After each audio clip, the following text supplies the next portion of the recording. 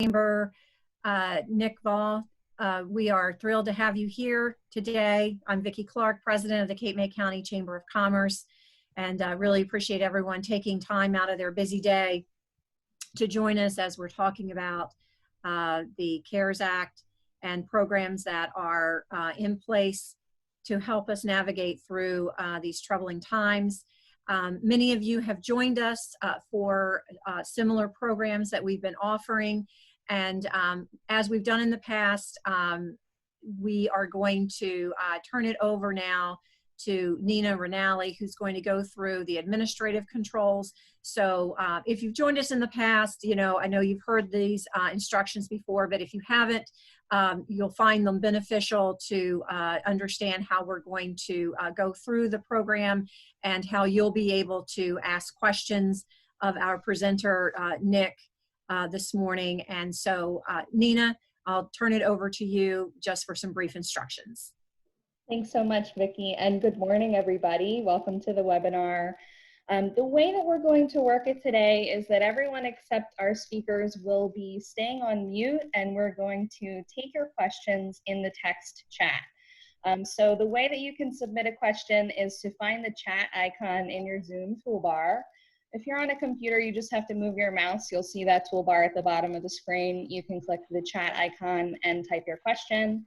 If you're on a tablet or cell phone, you may have to tap your screen to see the toolbar. And of course, depending on your device, you might always have to tap more or three dots to find the chat icon. So you can go ahead and submit your questions to the text chat at any point. You can submit those to the public chat. No need to send them to me privately. You can just go ahead and send them to everyone, and we'll be reading off your questions as soon as our presenter is finished. So I'll go ahead and welcome our presenter today, Nick Vaugh, the Senior Manager of the Eastern Region for the U.S. Chamber of Commerce. Welcome, Nick. Thank you, Nina. Thank you, Vicki. Good morning, everyone. It's great to be here with you. I wish we were coming together under better circumstances. However, we at the U.S. Chamber are partnering with the Cape May Chamber to ensure that you're well informed, you have the latest information, and you also have the tools to navigate through this public health disaster so we can get to the other side of this horrible situation.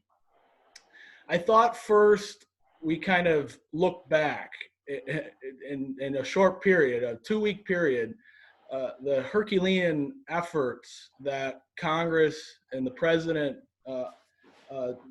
took to deliver some type of relief, to provide a floor for small businesses, creating significant programs, financing through the CARES Act that provided $2 trillion of stimulus. And when you take that $2 trillion of direct stimulus paired with tools that the Federal Reserve has, you leverage that out to be $4 trillion in stimulus that's being injected in the economy to support the business community to weather this storm.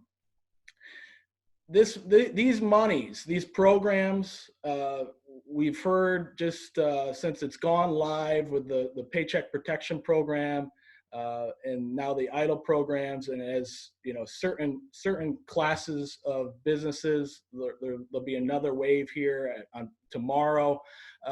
These programs, 2 weeks ago, there was no law, there was no loan, there was no opportunity. So there's been a rocky period, to put it lightly. However, we are beginning to see not only individual checks being processed in the next, and you should start receiving your individual checks if you qualify in the next week or so, but also businesses are beginning to access funds through the Paycheck Protection Program, and also the EIDL, not only the EIDL loan, but also the grant opportunities. So what I want to do first, I want to pivot for a second and look at some of the individual changes under the CARES Act. and some of the programs and changes that impact the business community, and especially the small business out there, including some of the seasonal businesses that I know that are so important to the Cape May area. First, let's look at the unemployment programs and the enhancement that under the CARES Act and the previous phases, we've extended unemployment insurance by 13 weeks and include a 4-month enhancement of benefits. And unemployment compensation, it's available for those not eligible under regular unemployment insurance, including those who have exhausted benefits.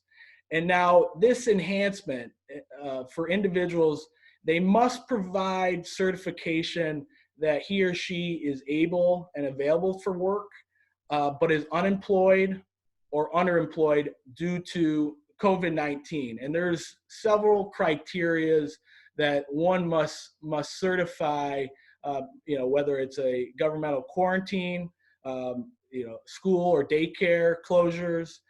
You have to certify that he or she is impacted from being able to work, being able to go to work. The workplace may be locked down, and there's several criteria for that that one must meet in order to be eligible for unemployment. Under the changes under the CARES Act, this does not apply to an individual who can telework with pay. I know many companies or businesses, depending on what type of service, they've been able to transition to telework under this period. This does not cover someone getting paid sick or paid family leave. Under the CARES Act, it's waived the 1-week time period, the waiting period for unemployment. And upon agreement with the state of New Jersey, and keep in mind, unemployment continues to be state processed, state managed. An additional $600 per worker per week of unemployment compensation is available under the CARES Act. Now, also keep in mind that it's federally funded 100%. And these provisions, they run from January 27th to December 31st, 2020. And the additional payments, that additional $600, that sunsets on July 31st. So, and also the federal government picks up on that waiver of that 1-week time period. Okay. So that's a look at the unemployment changes. As I mentioned, they've started to process individual relief for folks, and you may have seen this reported. It's about $1,200 per individual, $2,400 per joint return, plus $500 per child, and this is phased out over incomes above $75,000 or $150,000 joint return. Now, there's some important things, essentially the intent of broadly the CARES Act, we're trying to keep people employed, get people back employed. We're trying to provide liquidity and cash to weather this storm. And under the CARES Act, they've permitted higher loan amounts for IRAs and other retirement plans. There's a tax exclusion for businesses that provide certain student loan repayment plans for employees, some of the benefits that you're seeing today. Importantly, some of the business tax provisions under the CARES Act, we've delayed payment of employer payroll taxes between now and January 1, 2021, with 50% due on December 31st, 2021, and the remaining portion is due on December 31st, 2022. Now, this doesn't apply to employers whose loans are forgiven under the Payroll Protection Program, and I'm going to touch on PPP shortly. But this employee tax credit, this retention credit, is available for employers subject to closure due to COVID-19, and the eligibility is the business, he or she's business is impacted by COVID-19, so that could be subject to closure, limited hours. You could be under employees under quarantine.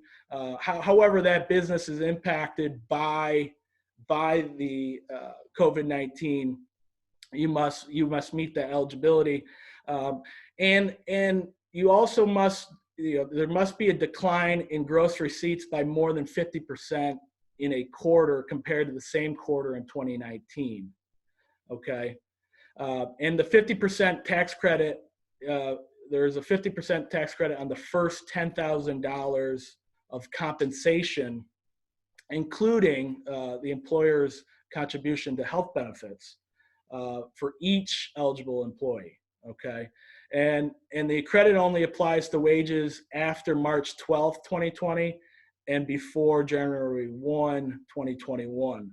And this does not, important part, it does not include paid sick or family leave for which the employer is reimbursed under the Corona, the Families Response Act. So that employee tax credit, the retention credit, that's something that you want to evaluate as part of several pieces to this CARES Act, which brings me to a very important program for all of you, is the Paycheck Protection Program for small businesses. And now this is a new roughly $300 billion loan program, and it's modeled after the SBA's 7A program, the loan program that you've probably, many of you may have utilized or know of. Except for this new program, it's 100% guaranteed by the federal government compared to the previous 7A program where it was 75% backed by the federal government. And there's several eligibility requirements, and there's about 4, and I want to make sure I touch on them. The SBA has defined the size of small business as generally up to 500 employees. I know that for many folks that's when you get to 500, that's quite large, but that's the way the federal government defines small business. This also includes, as far as eligibility, includes accommodation and food services sector. And this also includes 501c3 nonprofits with fewer than 500 employees. This also includes sole proprietors, the self-employed, and also independent contractors, okay? And now, as far as the applications, that began April 3rd of last week. Now, all the independent contractors out there and also the self-employed folks, you can start applying for this program tomorrow. So April 10th, that's tomorrow, you can begin applying. And now everyone's applications need to be in by June 30th, okay? Some of the regulatory streamlining that the CARES Act takes care of, there is no credit elsewhere test by the SBA. Very importantly, all lenders can do these types of loans, okay? So if you have a pre-existing relationship with a local lender, they're able to do the loan. I've most of the stories I've heard that small businesses have been able to utilize those existing relationships and to participate in this program. There's been a few that I look forward to any comments or what you're hearing out there.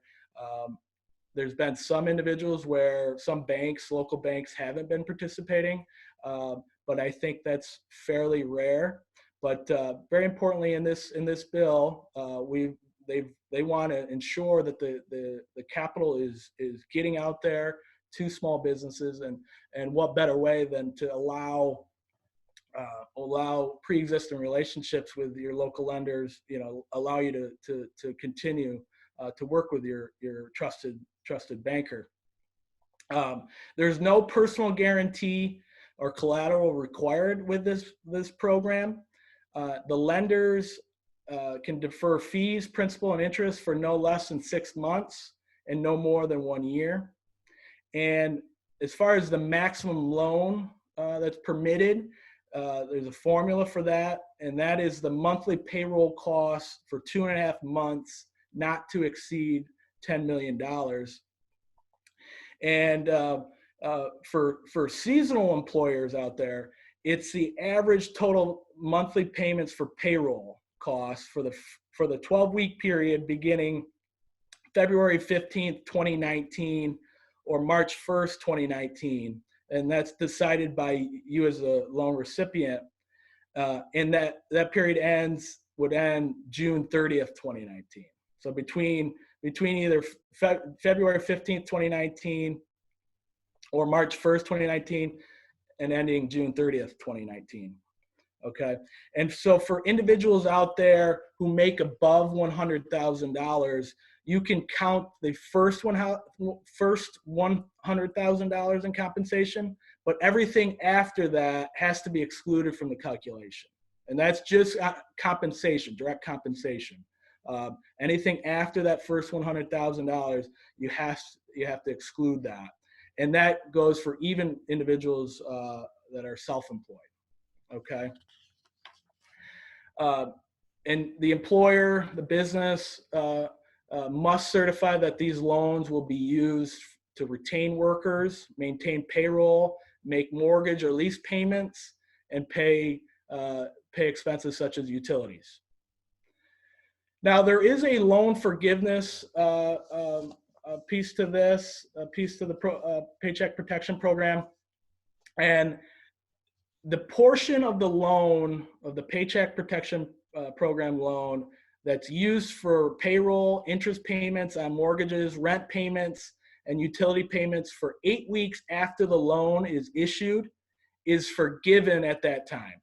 Okay, so the loans convert to a grant 8 weeks after the origination date. Okay, so and note that this is a different period of time and set of funds than used in calculating the maximum loan amount. And as far as the amount of loan forgiven, it's dependent upon the number of full-time equivalent employees relative to your benchmark period. So that would be either the year prior, so 2019, or the first 2 months of 2020. And then also, what impacts the amount or level of forgiveness is if the employer reduces salaries and wages by more than 25%. Okay, so if you were to reduce staff or wages, salaries between if there was reductions between the date of February 15th, 2020 and April 26th, 2020, you have until June 30th of 2020 to restore those full-time employment and those salary levels in order to receive the forgiveness. So they give you a window of time to bring people back on the payroll, to restore any reductions in salaries, to receive that full forgiveness. Now, you as a borrower must work with that lender to ensure and verify covered expenses and also the amount of the proper level of forgiveness. And if the principal of the Paycheck Protection Program is forgiven, the borrower is not responsible for the interest accrued in the 8-week time period. Okay. However, the part of the loan that remains after 8 weeks is not forgiven, and that's subject to the terms that you've agreed upon between you and the lender. But if the in that 8 weeks your loan is forgiven, any interest within that period, you would not have to pay. Okay. So that is essentially the Paycheck Protection Program. It's a program that we've seen. It went live on Friday. Businesses, I'm hearing, are receiving checks. I've heard that they're expecting it tomorrow. So it's been a little rocky start. They had some issues with some of the technology, but just to kind of give you the process. So you work with your lender, you fill out the paperwork. The bank then has to take that paperwork, submit it to the SBA. The SBA provides the lender with a number, a loan number. They send that back to the bank. The bank then can then issue the loan. Okay, so it's not simple. However, money is starting to move, and I urge you to if you're not already applying, to look at this, talk to your bankers, talk to your tax preparer, and really pursue these opportunities. So now I want to pivot and look at another very important program under the CARES Act, and that's the SBA's Economic Injury Disaster Loan, also referred to as the EIDL loans. And these loans are available for small businesses and nonprofits, including 501c6s. So that includes your favorite Chamber of Commerce. And these are for employers with less than 500 employees, as well as the self-employed, sole proprietors, and also independent contractors. And these loans provide up to $2 million in capital. You have up to a 30-year term. The interest rates for nonprofits are 2.75%, and for everyone else, it's 3.75%. Payments can be deferred up to 1 year. Loans are made based solely on credit scores. There is no personal guarantee with these loans on loans under $200,000, and there is no collateral for loans under $25,000. Okay.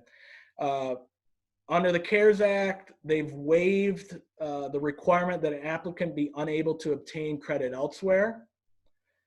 Now, an important part of this, and you may have heard the part of this EIDL program, a $10,000 grant. So borrowers can receive a $10,000 emergency grant within 3 days of application of money if it's spent on paid leave, maintaining payroll, increased costs due to disruptions with your supply chain, repaying such obligations such as mortgages, lease payments, and any other financial obligation due to revenue losses. I want to repeat that you're able to get a cash grant up to $10,000. There's been some misconception. It's not $10,000 free and clear. You have to provide certification and with your application, ensure that these monies are used for items such as payroll, such as your lease and mortgages.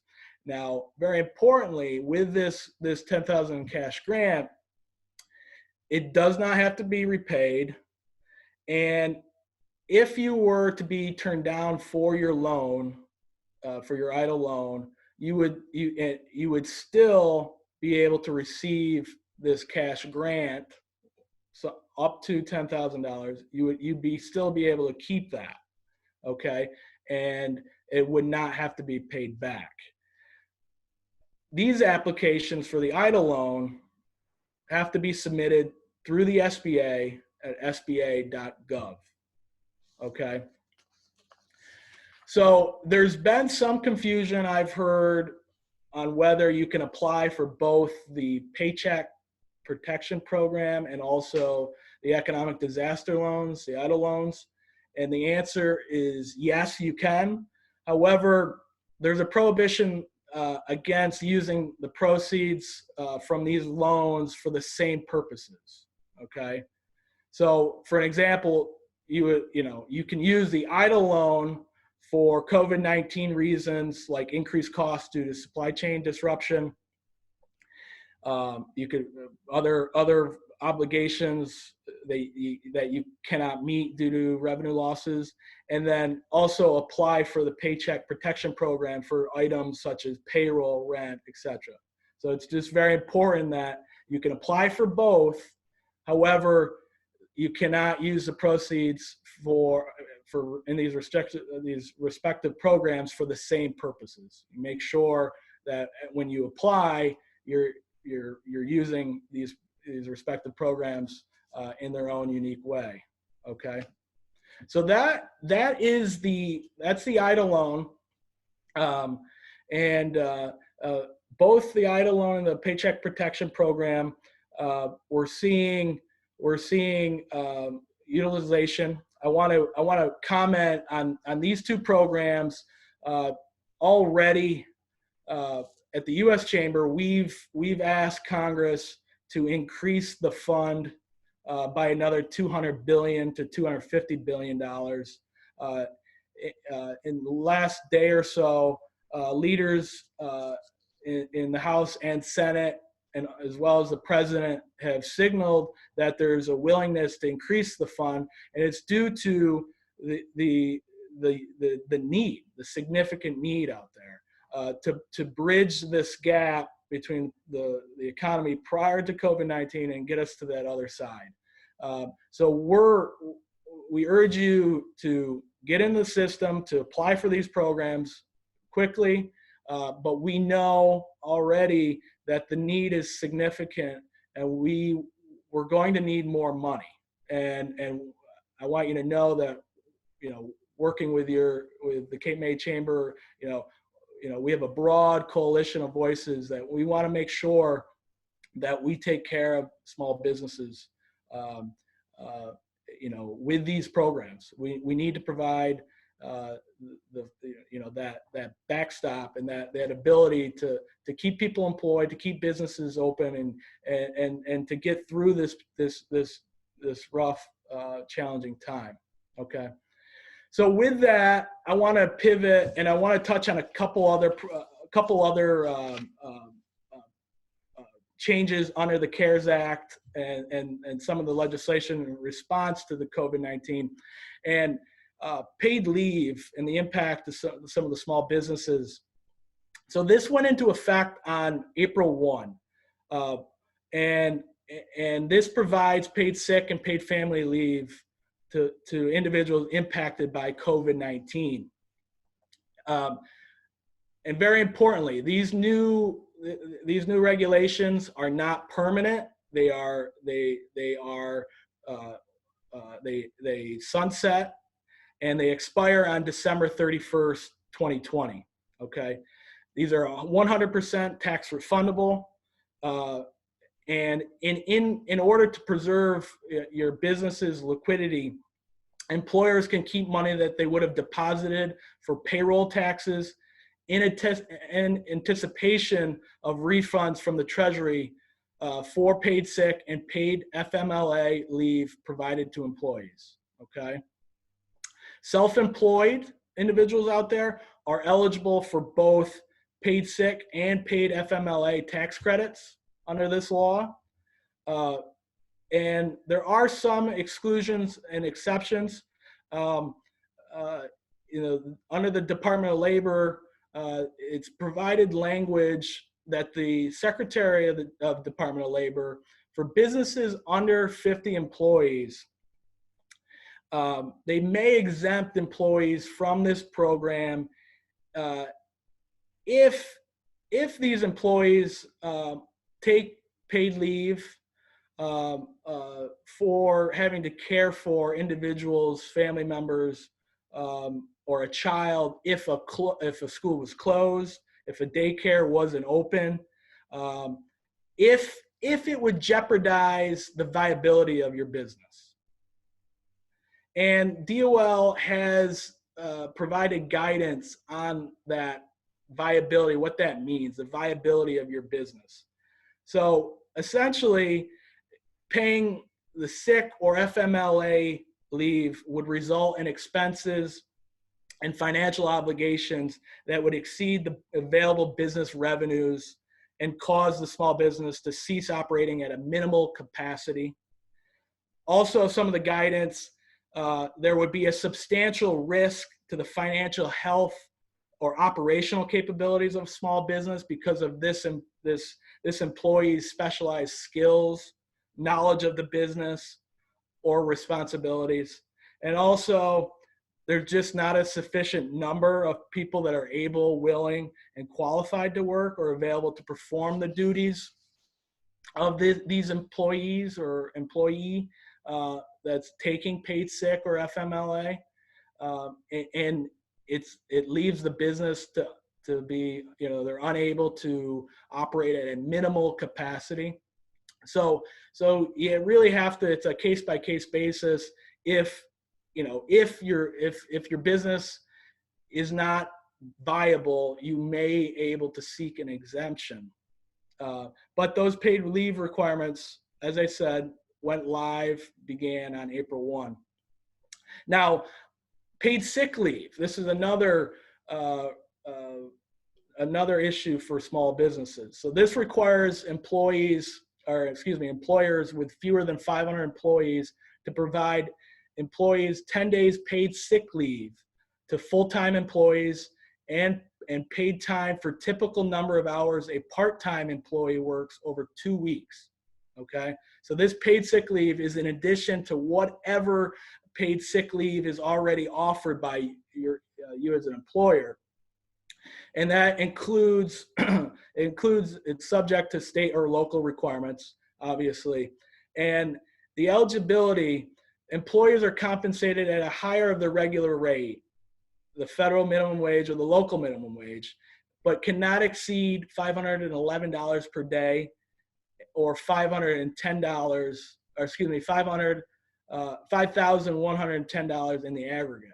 Now, this individual must be subject to a government quarantine or isolation, advised by a health provider to self-quarantine due to COVID-19. So it all has to be their strict certification, being impacted by COVID-19, or a family member that they have to care for, that they would be able to take paid sick leave. Now, in addition, you paid at 2/3 of the rate would otherwise receive, but not to exceed $200 per day and $2,000 in the aggregate. So this conforms with the available tax credit for the employer. So there's no additional burden as far as the direct impact financially. And like I said, these individuals must be either impacted directly by COVID-19, they're under government quarantine, they're caring for an individual that's subject to some type of health issue related to COVID-19, and so forth. In addition, and finally, I want to touch on the paid family and medical leave, the FMLA changes. Employers with fewer than 500 employees will also be required to pay up to 10 weeks of paid family and medical leave. And these, once again, this is for individuals, employees that are impacted if their schools are closed, if their daycare is unavailable due to a public health emergency. And these individuals have to have been on the payroll for at least 30 days to receive this. And after those 10 days, during which time the employee can take unpaid or paid leave, these employees are compensated at 2/3 of the regular rate, and paid leave under this requirement shall not exceed $200 per day and $10,000 in the aggregate. So this conforms, once again, to the available tax credit that you would be able to utilize. So with that, I urge you, a lot of these areas related to employer benefits, some of the regulatory issues, to work with your tax preparer, to work with your advisors as you evaluate your situation. At the U.S. Chamber, we've provided several guides related to all of these programs, the PPP, the EIDL loans. We've provided more information on some of the paid sick, the changes to paid leave, FMLA. Also, some of the changes related to the new tax provisions that impact small businesses. All that information can be found at uschamber.com.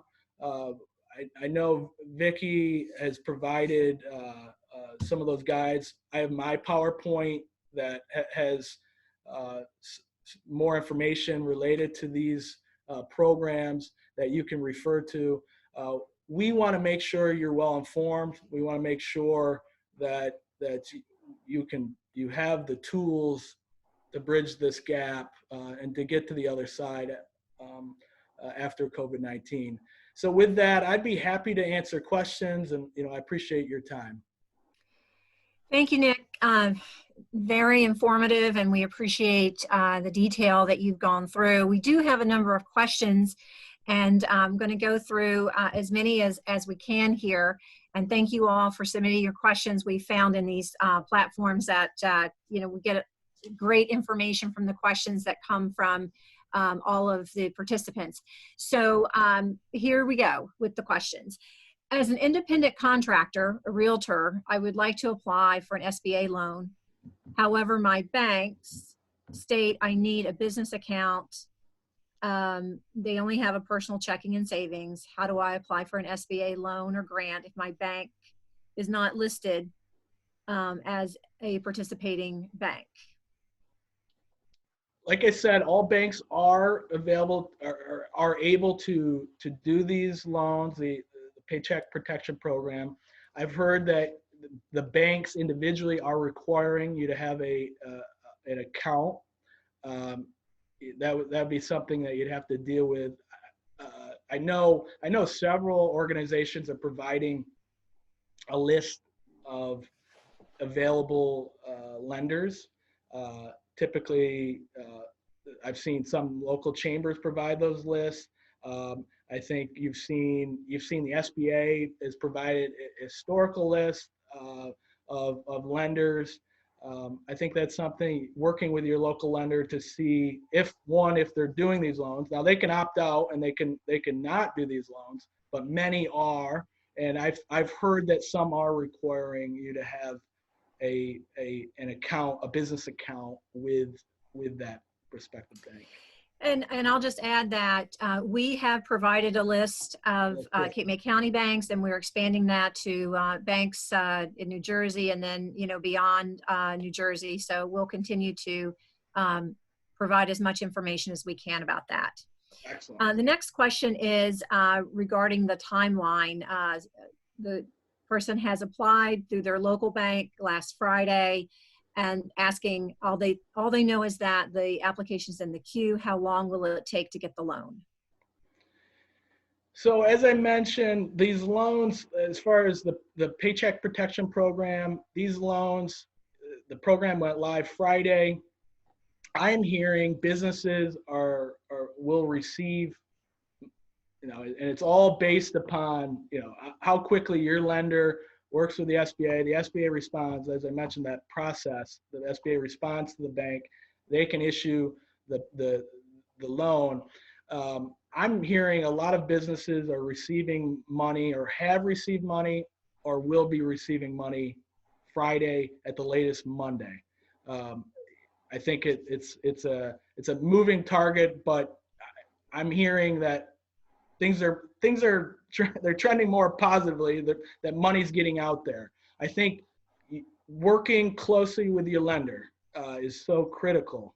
You know, being in touch with them on a daily basis. That's where, as far as the Paycheck Protection Program, staying in touch with your lender. Many banks, or excuse me, many businesses are working with their tax preparer to prepare the application with the bank, and making sure you have all the information. And I've heard a lot of positive stories where it's been, while it's putting together a package, it hasn't been too daunting for many. However, as you prepare this, your lender is your friend, and working with them is so critical as you one, apply, but also checking back in to see the status of where they're at in the process. So always keep close touch with your local lender. Okay. Next question. I am a seasonal business. I don't hire people until the 1st of April, but due to the statewide shutdown, I couldn't open, and 2 employees of mine are still laid off. I would like to ask for a PPP loan, but I don't understand if I qualify, as on my WR30. Oh, wait a minute. Sorry, I just scrolled in. On my WR30 for the last quarter of 2019, I have 0 full-time employees. Can an owner of an LLC apply for unemployment under the program? Yes, you could apply for unemployment. I would look at, as far as the Paycheck Protection Program, I would look at that more closely, and not having all the details. I would still look at that program and talk to your advisors, not knowing enough, but I think there's enough there that I would still believe that you'd be able to utilize the program. But talk with your advisors, talk with the lender, talk with your tax preparer to evaluate that situation. But not knowing enough, I don't think you should disregard the PPP at all. Okay. As a real estate agent, am I able to apply for the PPP? And if so, how will a loan payback be calculated? Well, depending on how the business, I assume, well, I'm not going to assume anything, but I know real estate agents, companies are applying, and you'd be, you as an individual, if you're working for someone, depending on their, I don't know if you're 1099, there's a lot of questions there, but I would look at the Paycheck Protection Program. I would look at, you would also qualify for some of the other benefits related to unemployment. But as far as the PPP, I would look at that, and depending on what the business, how it's set up, the status, I would say that you'd want to look at that and to evaluate your situation. But I would certainly look at that. Not knowing enough, and I know I tend to say that a lot. I want to make sure people know that we cannot provide advice. What we can do is suggest there's avenues to really look at, and we've provided a lot of resources. I think it's important to say that to evaluate your situation. These programs, the main goal is to get capital out the door and get people employed, get people to weather this storm. So the terms are very favorable. So I would certainly look at it. And so as far as the person with with this type of program, I would look at it and evaluate it, and I would say that she'd be able to qualify for the Paycheck Protection Program. But you got really not knowing enough. You have to talk to your with this case with the Paycheck Protection, talk to your local bank, talk to your tax preparer. Okay. Next question. I have a client who filed for his federal EIN on February 11th of this year. It's a new business who didn't start payroll until the 10th of March. He is a pizza place staying open for delivery and takeout. He only has 4 weeks of payroll history. Can he still qualify for the PPP? I'll have to follow up on that. There's a date that the business has to be in operation, and I think it was before February. So the business had to been operating. So we'll follow up with that. There is a date, and I can't recall. I can't recall offhand, but there is a date that the business or a business has to have been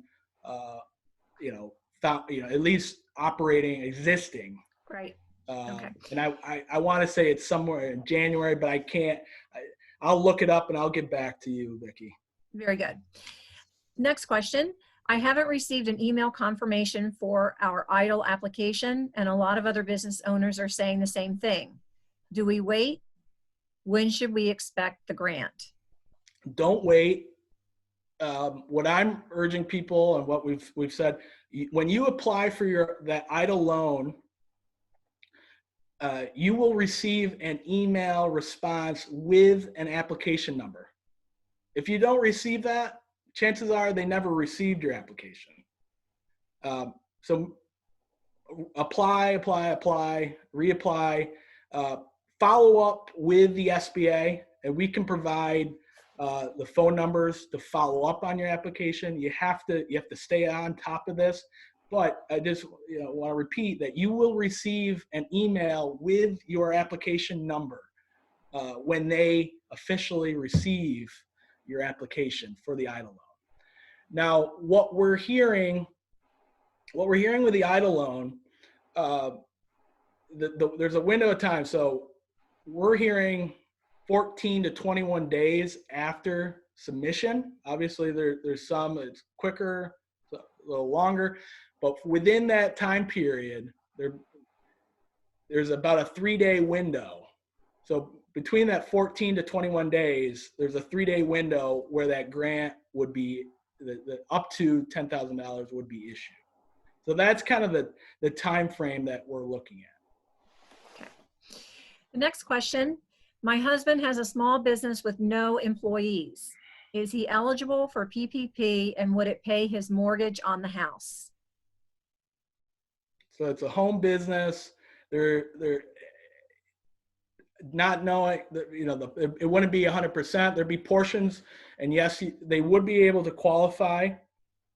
Obviously, as I mentioned in the presentation, there's certain expenses that they would be able to, that you'd have to apply those funds for. But as a home business, there'd only be a certain portion related to the business that you'd be able to apply, like mortgages, leases, rent, those types of expenses. So yes, I would certainly look at the Paycheck Protection Program. I'm an owner of a small business that is an LLC, 2 partners.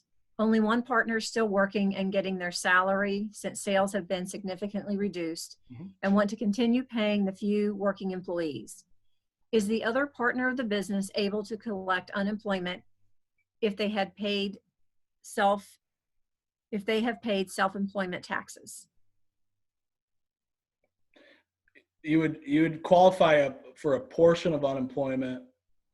That would be dependent on what's verified of unemployment, and you could apply for the Paycheck Protection Program, and there's some the intent of the CARES Act is to keep people employed, even if what the challenge is, and what we're already looking at the U.S. Chamber is, when we reopen, the challenges that exist for businesses, it's not as simple as flipping the switch. The workforce, we want to ensure that businesses and their workforce is there, still existing. So the intent of this is to provide that capital to keep people employed, part of the business, so we can get to this other side. So companies like this, I would depending on what level of pay, they would also qualify if they're furloughed, or if they're depending on their situation, they would qualify for some type of unemployment. But also the Paycheck Protection Program could also help pay these employees at some level. Okay, next question.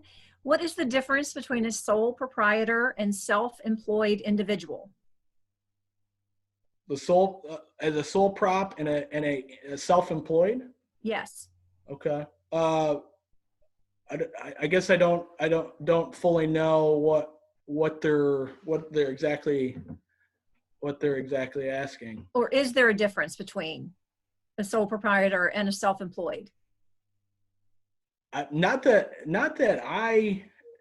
there may be some tax. I'd have to see if there's any technical difference in the bill as far as the way they're treated. I'll look into that. I'm not sure. I'm not sure if there is a difference as far as the CARES Act. If I'm understanding the question right. Okay. And we'll provide the answers or clarifications to anything that we're following up on to everybody. So just want to let everyone know that. Next question. Can we apply for the PPP when closer to reopening our business to help us get back on our feet? We are a child care center currently closed and staff are collecting unemployment. At this time, it only applies for that window of time that I mentioned, and at this time, I think what we're already talking about at the U.S. Chamber and with what we're hearing from our partners at the local level is certain businesses, when we reopen, there's going to be a significant you're not going to be able to operate at 100% capacity.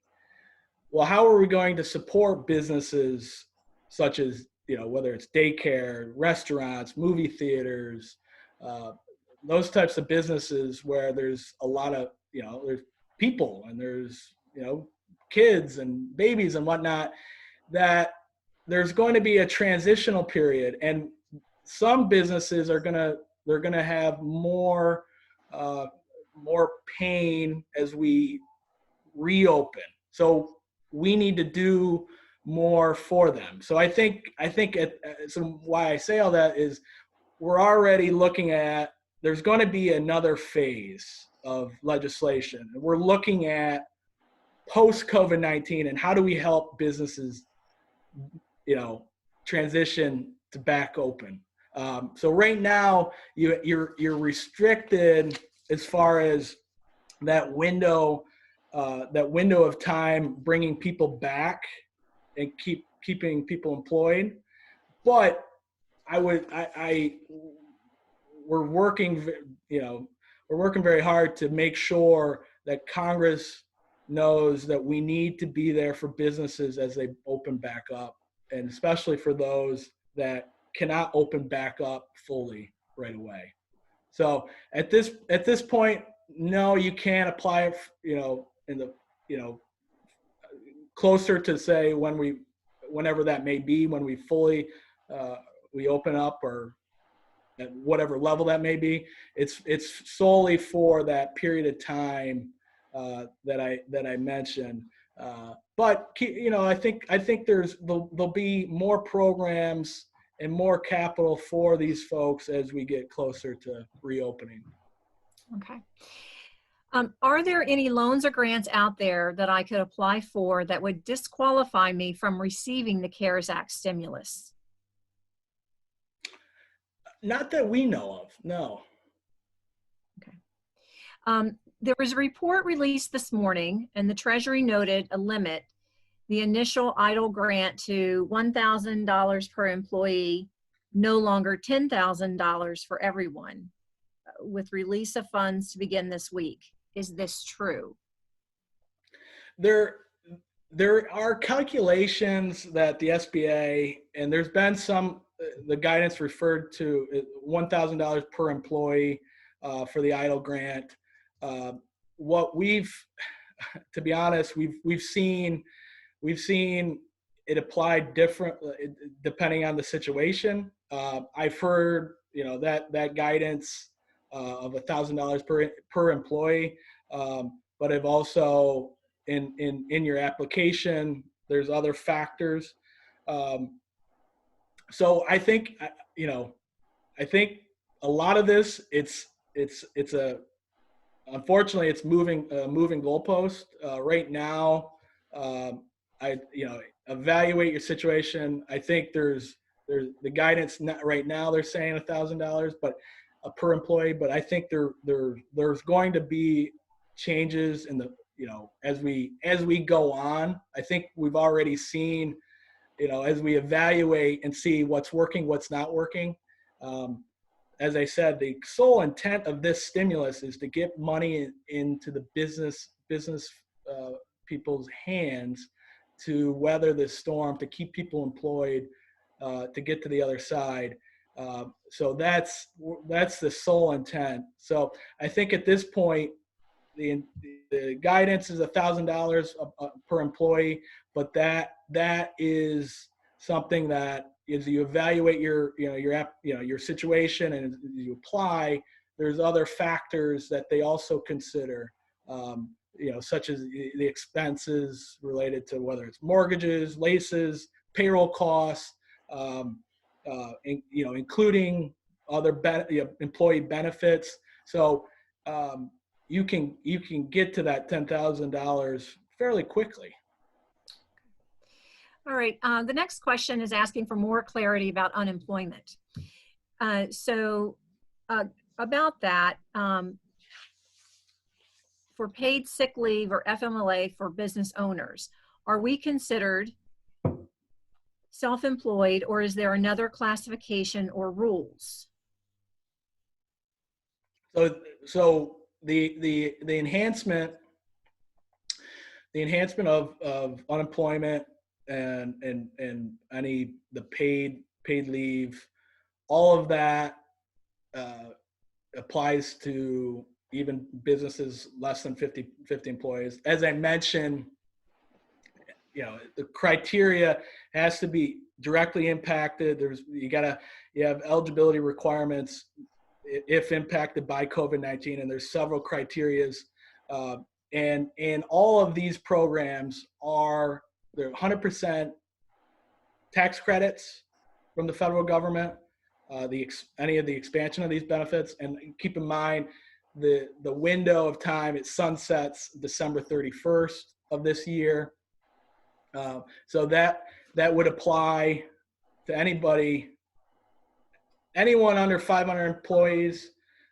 There's some employers under 50, you can seek waivers for some of these new regulations, but that's all subject to the Department of Labor and as they evaluate, if you're seeking a waiver for these programs. But the intent when we worked with Congress to negotiate this bill, we wanted to ensure that one, we protect the employer, but protect the employee, but also protect the employer. We can't add a cost to their bottom line. And what we found, I think, a pretty, an agreement that kind of supports both the employee and employer. Next question. When calculating the number of employees for the PPP, do I include the owners if we file as a partnership or just W-2 employees? If so, can I include the profit into the payroll amount that we use to multiply 2.5 times? We keep hearing different information. Yeah, to be honest, it's subject, and we at the U.S. Chamber, we provided a guide for the Paycheck Protection Program, the formula, the step-by-step process, what you qualify for, what how you get to a number. However, the lender, and I've heard cases, and it's a case-by-case basis, and it's how the lender operates. What they're including, what they're not including. And keep in mind, this program, the PPP, it's 100% backed by the federal government, but it's a loan through, your private, your local or a large bank, and it's subject to their terms. So I've heard some businesses that they could include, say draws like on a business as payroll. You could, some banks said we couldn't include it. So it really is on a case-by-case basis. Partnerships are included in this. They can apply. So I would urge them to definitely to evaluate their situation, work with their tax preparer, utilize our guide as you do your homework. But a lot of it is dependent upon your local lender and those conversations, unfortunately. Okay. Can we have a seasonal motel. Can we use PPP or idle funds against refunds for cancellations? That would be a disruption if you can you can prove that there's a disruption in the business. It would be able to qualify for that disruption in your business. So yes, you'd be able to apply for both PPP and the idle. Keep in mind, you have to those two respective programs you have to utilize for different purposes. They can't be the same, but they would certainly be able to apply for both programs.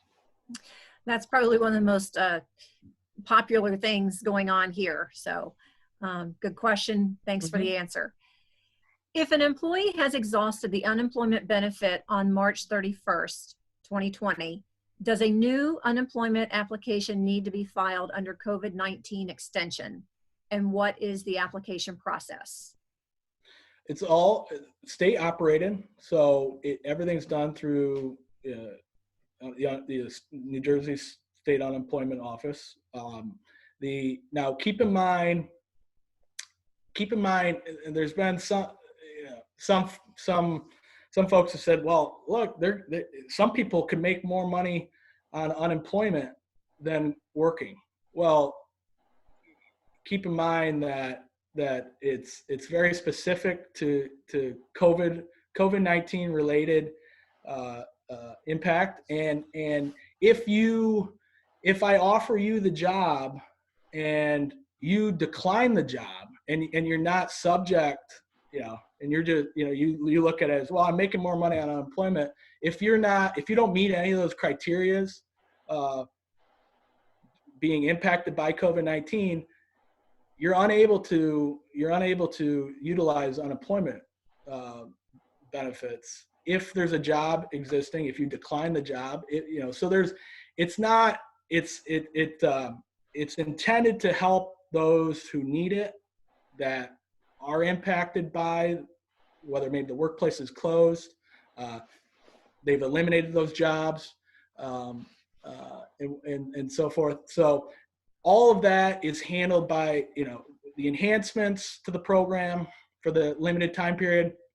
everything is still ran by the state unemployment office. So everything's handled by New Jersey. Okay. That's been one of the biggest concerns of businesses that I've been asked is the enticement of people staying on unemployment since it's been extended, and the enhanced enticements for unemployment and getting people back. Right. So and that's it. So when we get back to some type of normal, and so businesses are back open, we need more people. When that happens, if I offer you a job and you are on unemployment, and if you decline it, then you're off unemployment. You cannot decline it. If there's a job existing, the workplace is open, and if you can't meet any of the criteria that's in the language of this enhancement, then you cannot continue to be on unemployment. So there's protections for the employer to make sure that they have the workforce that's needed. Right. So we've gone a little bit past our hour, but we do have a couple more questions. This next one here is a comment, though. I've submitted to SBA the EIDL application and also filed a PPP application. Nobody has picked up a phone, sent an email acknowledgement, or courtesy of an auto response for any of the above programs. It's been more than 3 days. No, nothing received. A phone number for SBA would be greatly appreciated. I've tried disaster customer service at sba.com. Any advice you could offer, Nick? Yes, I'll provide the phone number to you, Vicki, and I'll let you. I have it in my files. I don't have it in front of me. Okay. I'll provide the phone number. Follow up, but keep in mind when you apply the PPP loan, it's done with your local lender, with a bank. So that process, stay in touch with your local lender, okay, or whoever you do business with via bank. On the EIDL loan, that's done through SBA. That's done online, sba.gov. You will receive, when you apply, when you complete your application, you will receive an email in return with an application number. That is critical, because when you call or inquire about your loan, you need that number. If you don't receive an email response with that number, assume that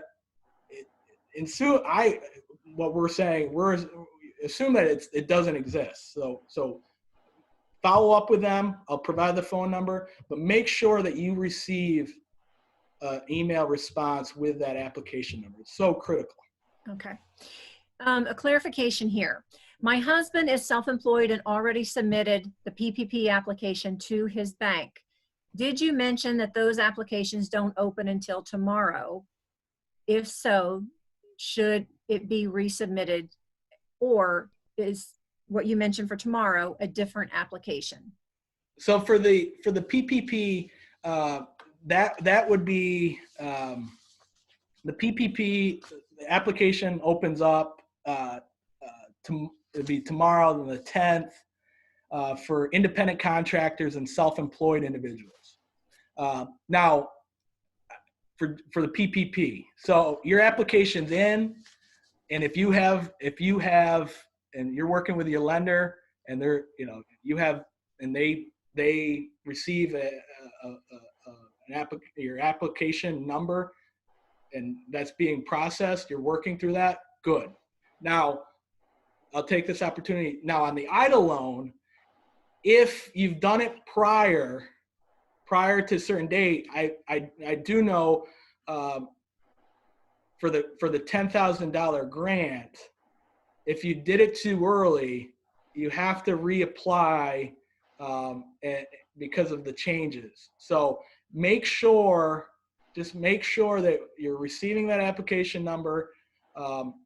Just follow up on it and make sure that if you do utilize that program, that prior to, I think if you applied prior to April 1 for the EIDL loan, if you have to reapply.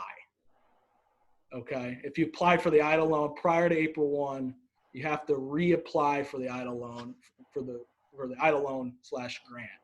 But as far as the PPP, so tomorrow's application begins for independent contractors and the self-employed. Okay. What type of accounting or proof will be required for the PPP or the EIDL to have the forgiveness / grant? Will there be an audit? All those terms are agreed upon between you and the lender. Typical, I guess, working with your tax preparer, you'd have to show proof of payroll costs, mortgage, rent, all of those costs. So, you call it an audit. You'll have to prove that those funds were utilized for the purposes that are outlined in the application. So there will be proof required. But working with whether you do it yourself at home or your tax preparer or whomever, depending on the agreement between you and the lender, you will have to show some type of proof that you utilize these funds for the purposes that are outlined that enable you to receive forgiveness of your loan. Okay. With the PPP, do you have to start payroll right after the loan is given, or do you just have to start payroll within 8 weeks? We are not sure when we can open at this point. Right. So you have that window of time. So you have about 8 weeks to utilize to figure out. So it's not immediate. No, you have that window of time to evaluate under the current terms of the program. That is that window of time that you have. Okay. The next it says, sounds like the tax credits for business can only be used if you are not getting the PPP or the EIDL programs or money. Would it be considered as double dipping here, correct? Confusing since the PPP is only through 8 weeks. There is hope. Just heard from another store in my franchise network. Our PPP was funded yesterday and the money for the full amount requested in our account. So maybe there is finally some movement in the cash being dispersed. Right. But haven't heard anything on the EIDL application. Right, and I think that's what we're hearing. So it's good that money is getting out there. The tax credits are related, that I mentioned, the employee tax credits related to the retention, your unemployment, your payroll taxes. Those are all separate from the PPP, as far as PPP or the EIDL loan, are in addition to the tax credits. So that it's promising to hear that money is getting out the door. I think tomorrow, and like I said, tomorrow will be the sole props, independent contractors.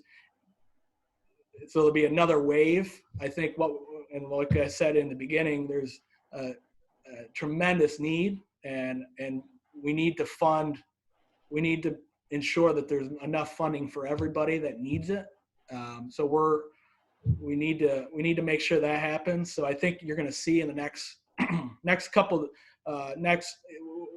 whether tomorrow into next week, there'll be some action in Congress to expand this program, and also look forward to future phases to support the reopening. So it's great to hear that the money is getting out there. So Nick, that was the end of the questions that we received. Thank you so much. You did such a great job fielding all of those. And I know you're going to follow up on a few that needed a little more research and clarification. We really appreciate all the time that you've shared with us this morning. and all the questions from everybody joining us this morning as well. You know, it's a tough time for everybody, and there's still so much unknown out there. You know, we're going to continue to provide these programs and look forward to the opportunity to spend more time with you in the future. As you said, as we see more programs offered in the future, we'll need more clarification on them, and I'm sure you'll be joining us again. Yes. So thank you, everyone. Thank you, Stay Vicki. well. Thanks for all you do. And like I said, for folks out there, there's numerous resources. We're here for you. And you have a great local chamber to rely on as well. So thank you for all you do, Vicki. Thank you. And for those of you that are joining us for our town hall with Congressman Jeff Van Drew at 1 o'clock this afternoon, we look forward to seeing you there. If you haven't signed up, there's still time to do that as well. So take care. Thank you.